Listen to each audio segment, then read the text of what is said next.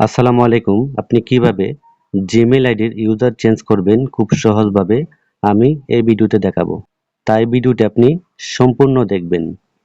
আপনি যদি Gmail ID অন্য নামে খুলে থাকেন এবং আপনার নামটি যদি ম্যাচ না হয় এবং সুন্দর না লাগে, তাহলে আপনি অ্যাকাউন্ট ইউজার নাম ম্যাচ করে আপনি চেঞ্জ করতে পারবেন। যদি আপনি জিমেইল আইডির ইউজার চেঞ্জ করেন তাহলে আপনার কোনো ক্ষতি হবে না, কোনো সমস্যা হবে না।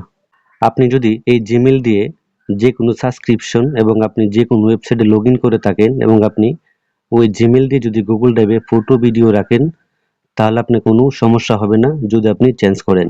আপনি নিশ্চিন্তে জিমেইলের ইউজার চেঞ্জ করতে পারবেন।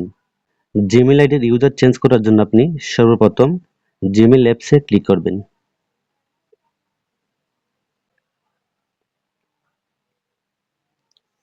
এখানে আসার পরে আপনি উপরে জিমেইল প্রোফাইলে ক্লিক করবেন।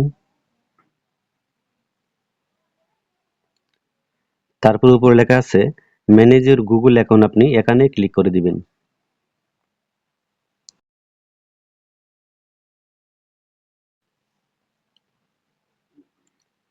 এখানে আসার পরে উপরে লেখা আছে পার্সোনাল ইনফো, আপনি এখানে ক্লিক করবেন। তারপরে নিচে লেখা আছে ইমেইল, আপনি ইমেইলে ক্লিক করবেন।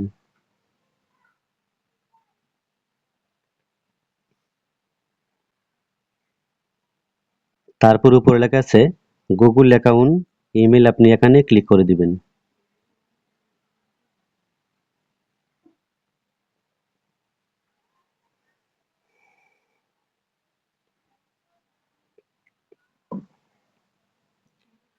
এখানে আসার পর আপনার ফোনের লক চাইতে পারে, আপনি লক চাইলে আপনি লকটা দিয়ে দিবেন। এখানে আমি লকটা দিয়ে দিলাম।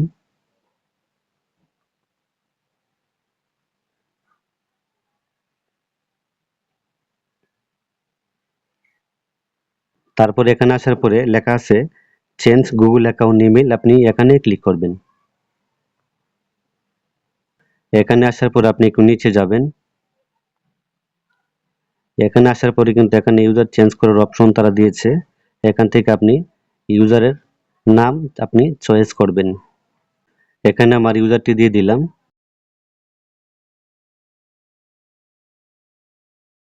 এখানে কিন্তু আমার জিমেইল ইউজার চেঞ্জ করে দিলাম। যদি আপনার নাম যদি না মিলে তাহলে আপনি অন্য নামে ট্রাই করবেন।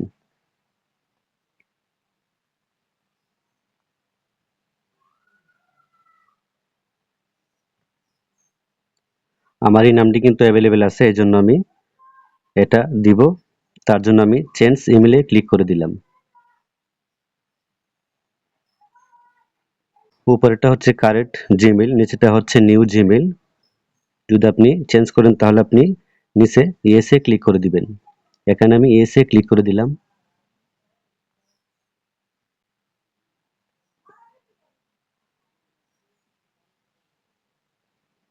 এখন কিন্তু আমার জিমেইল ইউজারটা কিন্তু অলরেডি চেঞ্জ হয়ে গেছে। আমি আবার প্রোফাইলে ক্লিক করব। এখানে কিন্তু আমার জিমেইলের ইউজারটি কিন্তু অলরেডি চেঞ্জ হয়ে গেছে। তো আপনি এভাবে জিমেইলের ইউজার খুব সহজভাবে চেঞ্জ করতে পারবেন। আরেকটা কথা মনে রাখবেন, যদি আপনি জিমেইলের ইউজার চেঞ্জ করেন, যদি আপনি এই জিমেইল দিয়ে যে কোনো অ্যাকাউন্ট অথবা যে কোনো ওয়েবসাইটে লগ ইন করেছেন এবং যে কোনো আপনি আইডি খুলেছেন, আপনার কোনো সমস্যা হবে না। সবকিছু আগের মতো ঠিকঠাক থাকবে, কোনো সমস্যা হবে না।